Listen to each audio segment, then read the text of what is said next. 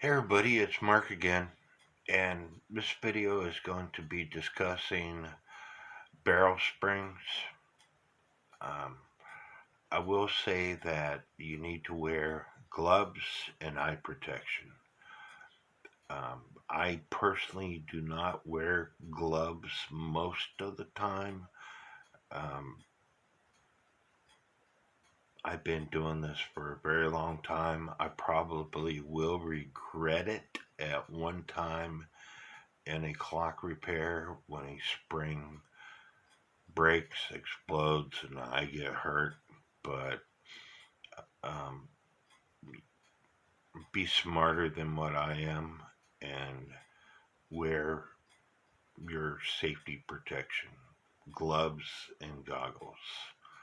Now, I've been doing this procedure ever since I started repairing clocks.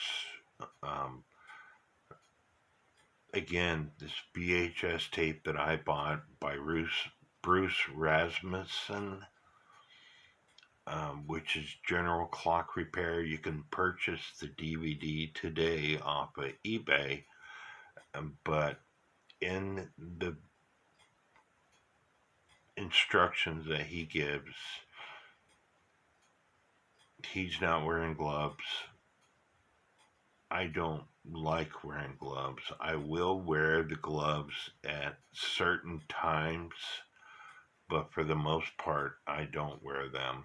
And again, I probably will regret it at one time when a spring breaks on me. There's a video out there where a guy who repairs clocks. I haven't watched the video. A friend of mine was telling me about it. He's in a wheelchair and he's putting a brand new mainspring, either putting it in or taking it out, and it explodes. It barely misses his face, so they will break, they will explode. And so please be smarter than me and wear your protection. But I hope you enjoyed this video. I'm going to leave a link at the end of this video to a fellow friend of mine, Michael Anderson. His YouTube channel is called Just Mike. Um, he does a really good job at repairing clocks. He's not afraid to take on any clock. The key procedure in repairing any clock is take plenty of pictures. Pictures are your friend. I talk about taking pictures, but Mike, he'll tell you through every one of his videos, take pictures. Pictures are your friend. When I first started out, we didn't have phones like we do now, and so you had to do drawings. Um, I bought a digital camera back then. It took a floppy disk, a 3.5 inch floppy disk, and I would take pictures. It held like a floppy disk would hold like 14 pictures. And I would take pictures, and then I would take that floppy disk out of the camera, put it in my computer that also had a 3.5 inch floppy disk, and I would look at my pictures on my computer. If you don't know what a floppy disk is, Google it. Um, Technology today has exceeded what I started out with. So anyway, I hope you enjoyed this video. Please kick back, relax, grab something to eat, grab something to drink, grab a cigarette if you choose to do so, and let's learn things. As far as the main gears themselves, using just Mike's technique, where you take a wrench or a screwdriver or something and hit the bottom of the main gear here. It's going to pop the barrel cap off.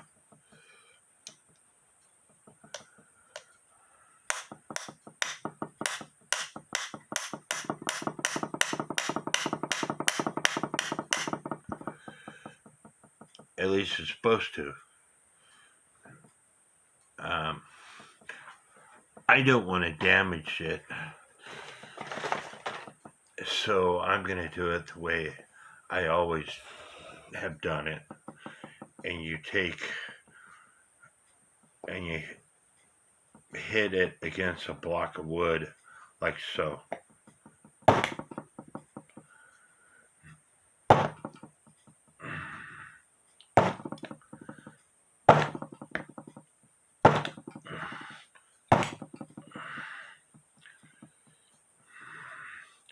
And that puppy is been on there for a while.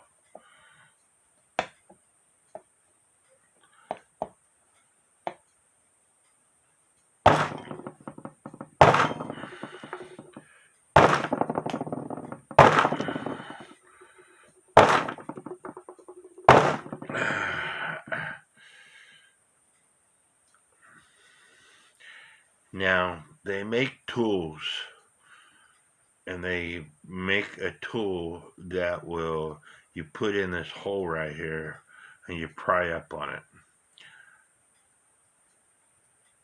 That works for gears that have been serviced every 5-6 years, like they're supposed to be serviced. But when you get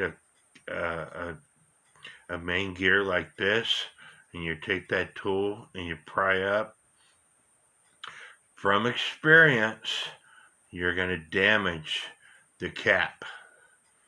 So I wouldn't recommend doing it.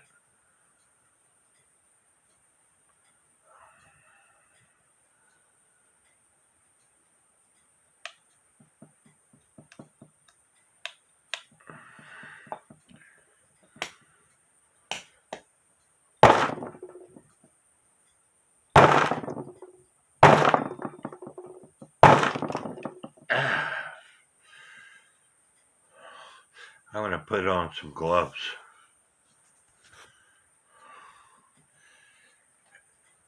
Took my ball peen hammer, one tap, came right off. I'm going to leave a link to just Michael Anderson's YouTube videos at the end of this video. But I really like watching his YouTube videos. He is not afraid to work on a clock that he's never worked on before. So anyway, you take the spring out.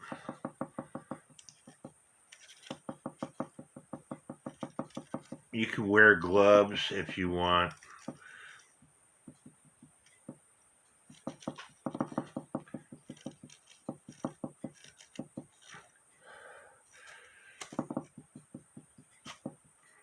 It'll start coming out.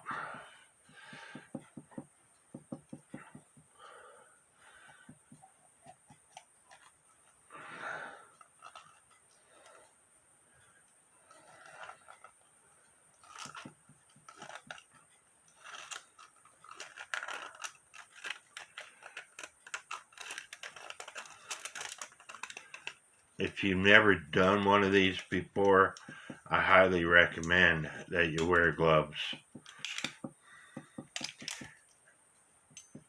There's a hold in the very end of the spring that fits into a pen that's in this cap, and that pen is on the other side of this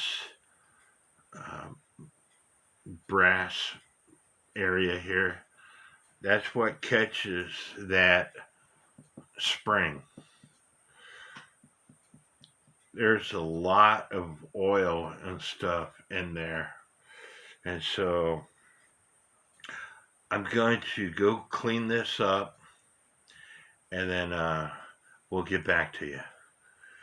And if you want to know how I clean them up, I've got other videos out there that show you how I clean up the springs. But what you do is up to you. These videos is only to give you an idea of what to do. What you do to repair your clock is up to you. I give you my year's experience. Some people like what I'm doing, some people don't. But I started collecting clocks in '99, and all that time frame, I've only taken a clock to a clock repair person on 2 different occasions. One was a 1908 Gustav Becker torsion clock that I bought over in England. I took it to a clock repair friend of mine who repaired it for me. I've never worked on a torsion clock at that time frame. And another time frame, I promised Aunt a clock that I bought over in England if she did something. And anyway, I was working at the time. I took the clock to a local clock repairman. I paid him something like $350, $400 to repair this granddaughter clock. My aunt never saw the clock working. And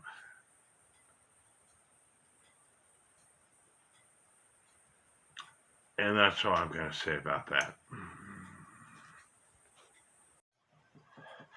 I got the first spring cleaned up, which is the strike side.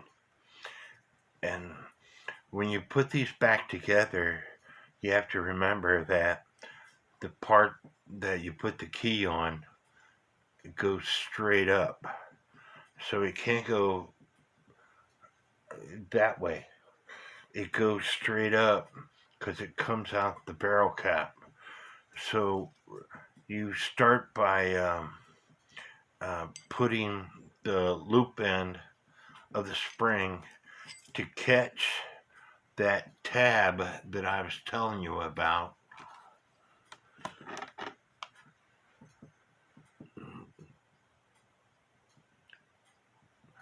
That tab is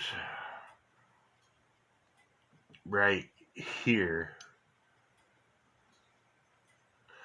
Anyway, you start by putting the spring in to catch that tab, and once you catch that tab, you just start beating the rest of the spring in.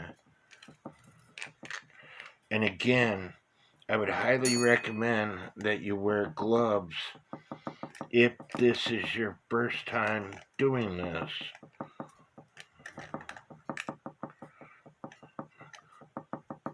Or even if this is your second time doing this. Or third, because these springs can break, and one day it's gonna break on me. I'm gonna get hurt. I'm gonna be mad. But it would be my stupidity because I'm not wearing gloves. But again,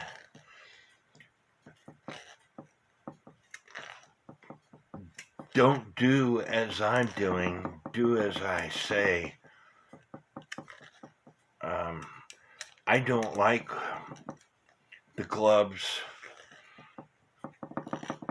I know it's a poor excuse, but anyway, once you get it to a certain point, you can wind up or squeeze the rest of the spring, and it'll go in bore you. I'm not to that point yet.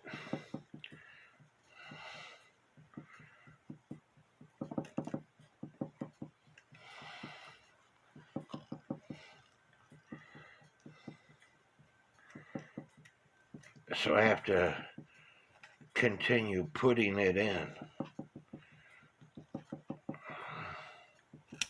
There we go. So now I can put the end of the arbor through that hole and then find a hole in this piece of wood, and I'm going to hit this. You see how much the spring is, it's got layers, different layers, they're not even, but when I hit it like this, it's going to make them all even. As long as I hit the hole itself.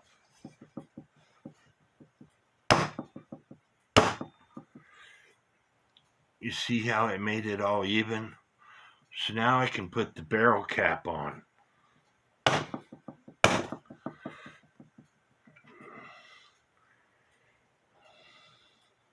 But before I put the barrel cap on, I went to oil this spring. So getting my trusty oil and my oiler, which I told you I use a toothpick, just put some oil on the toothpick and spread it around the spring in a couple of different spots. You don't need to over oil it like it was when I took it apart. Just put about a few drops in about 5 different spots, like you're changing a tire, is a good way to explain it, I guess. And then I got oil on my fingers and I don't want it all over the place. And then you put the barrel cap back on.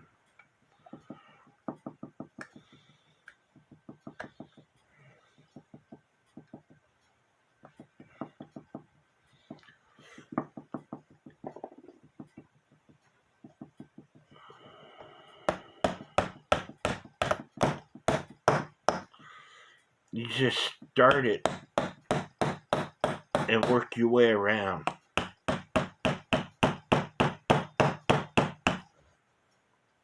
As long as you got it started right.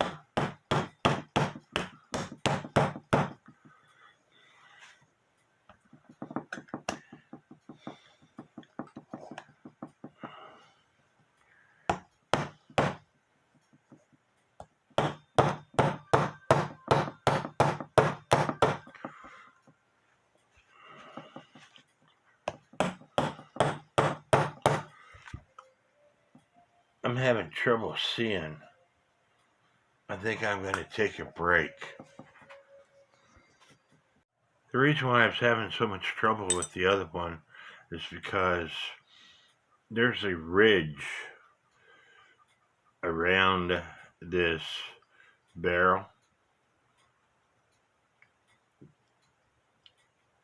That's where the barrel cap comes and sits. And if the spring is above that ridge, then the cap will not go on.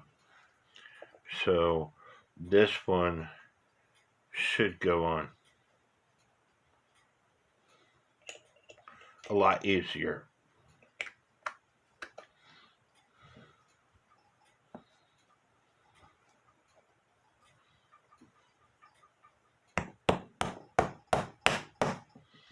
Just like that. And so if you're having trouble putting your barrel cap on, make sure that ridge is free. And so like I said, the cap will not go down if the spring is sticking above that ridge.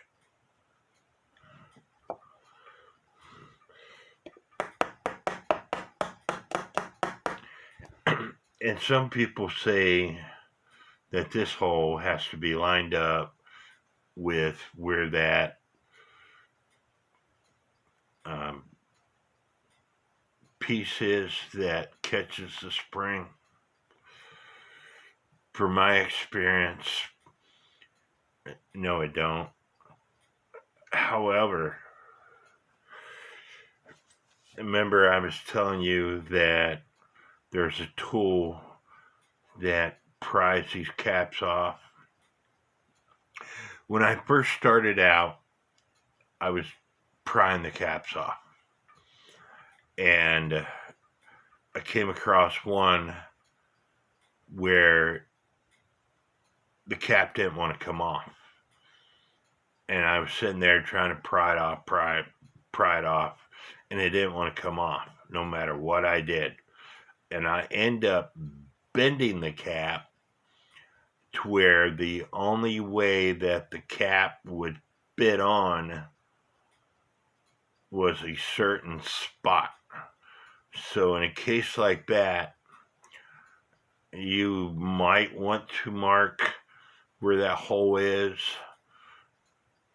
That way you don't have trouble putting the cap back on, because the previous person might have bent the cap and the cap only fits on one way. That's what I'm getting at. Again, this is just one way to do things without the expensive equipment. I never had a Ollie Baker mainspring winder or any other mainspring winder, and so I learned this back in 1999 when I first started repairing, collecting clocks. How you do things is totally up to you. How you clean the springs is totally up to you. What I do is, depending on the spring, and I will take a brake cleaner and spray the spring off because it's a good cleaner. But because of the material that's in it, you have to make sure that you clean the brake cleaner off afterwards, or it's going to continue cleaning the item. It's going to deteriorate your item. It's going to break your item. I also use Dawn dish detergent. Sometimes I'll throw it in the ultrasonic cleaner. It just really depends on the spring itself and how filthy it is. Just Mike takes WD-40 and he sprays WD-40 on a rag, cleans the spring up and down with that rag, and then taking denatured alcohol afterwards to clean the WD-40 off, because WD-40 will continue to deteriorate your clock items. So however you feel like cleaning the spring, it's totally up to you. These are just the way that I do it, and this is the way that I take out a spring and put a spring back in. I hope y'all enjoyed this video. Please hit that subscribe button, hit that like button, hit that notification bell.